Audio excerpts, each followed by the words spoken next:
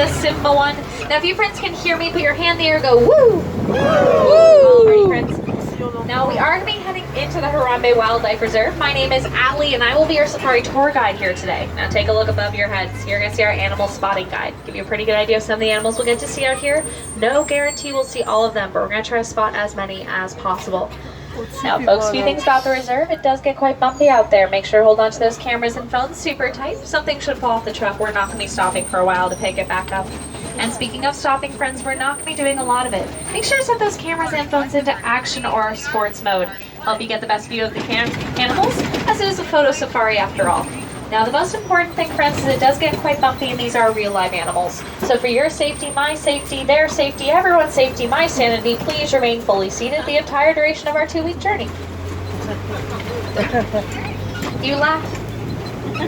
Always laugh. Now we are starting our adventure today off in the Little Cherry Forest, and I do see an okapi up here on our right hand side. Now a lot of people think the okapi are related to the zebra, as it looks like it's wearing zebra leggings on its back. It's actually the highly fashionable relative of the giraffe. Yeah, it has the same skeletal structure as the giraffe, as well as the 7 vertebrae in their neck and a 13-inch long prehensile tongue.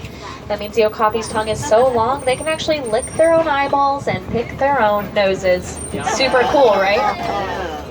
You say ew, I say awesome!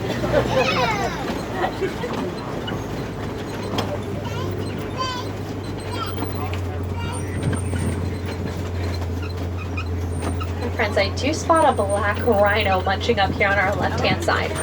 Black rhinos are pretty rare creatures to spot. There's less than 5,000 of them in the wild.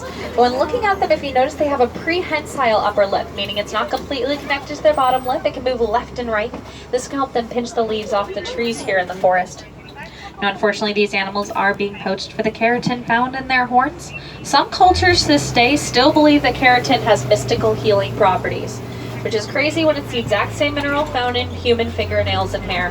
So when you think about it, those animals are being poached for the same thing that we humans throw away every single day.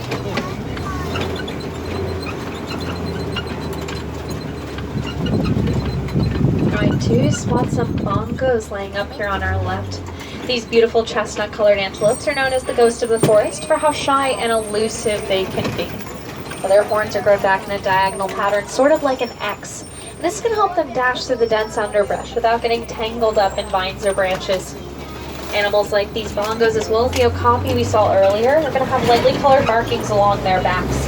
And these white stripes help them blend into the trees here of the forest and camouflage against other animals that may be looking for them. I think we're going to head out of the forest for just a moment and head into the Safi River.